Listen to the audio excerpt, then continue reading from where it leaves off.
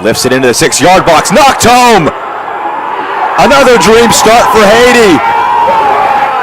Sonson Jean-Baptiste climbs up and knocks home the delivery from the captain.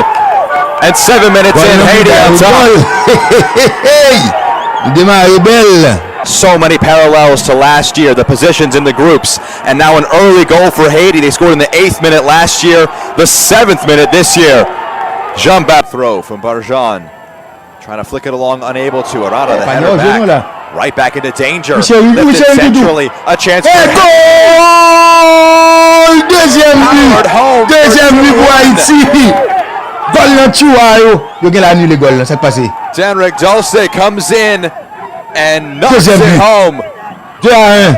Deuxième goal pour la sélection haïtienne de football masculine.